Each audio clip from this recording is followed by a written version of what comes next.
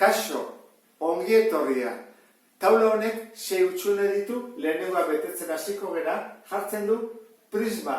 Marraztu behar dugula, baina 8 aurpegikoa. Prismek zenbat aurpegi dituzte?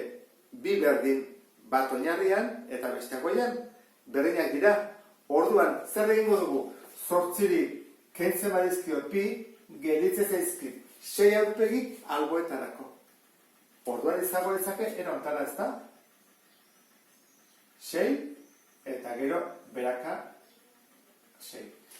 Izango ditzake prisma hexagonala. Honek 8 aurpegi ditu. Ikusi duzu, bat, bi eta albokoak 6. Piramidearekin zer gertatzen da? 8 aurpegi bale ditu, oinarrian du aurpegi bat, eta beste guztiak triangelua dihoazte goruntz. Orduan, egiten badugu 8 kendu oinarrikoa bat dela bakarrik, 7 triangelu dihoazte goruntz. Orduan, jarri badut oinarrian, 1, 2, 3, 4, 5, 6, 7. Bakoitzetik joaten bada ertz bat goruntz, atatzen zaizkigu 7 aurpegi. Orduan izango litzateke piramide heptagonal bat. Honek behin ditula 8 aurpegi. Horren, erpinekin hasiko gara. Erpinak, prismak 10 erpin izateko, zer egin barko dugu? Bai barko dugu 10 zati bi. 5. Zergatik banatzen direlako goian eta behan berdin. Bali badaude goian 6, behan daude beste 6. Horren, 10 izateko egin dugu zati bi, 5. Orduan, zer dira pentagonoak? 1, 2, 3, 4, 5, jesten ditut, eta goian 5 erpin, eta behan beste 5 erpin, guztira 10 erpin. Eta zer gertatzen da piramidearekin? Nola marraztuko genuke 10 erpineko piramide bat? Piramideak goian du erpin bat, eta beste guztiak behan. Orduan egin behar da 10 ken bat, 9. Orduan, behan 9 egongo dira.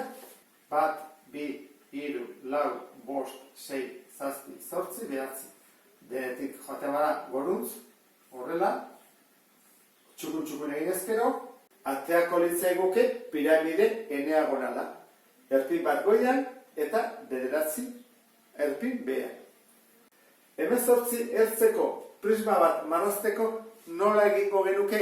Nik azalduko dizut modu bat. Badaude modu gehiago ere. Erpin bakoitzean zenbat ertz elkartzen dira prisma batean. Goian 2 eta beti datorrena beste bat. 3. Bakoitzean 3 elkartzen dira, ikusten duzun bezala. 3. Beti 3. Orduan egin bat duguna da, 18 zati 3. Gelditzen ezkigu 6. Horrek esan du, hexagonal bat izango dela. Ikusi.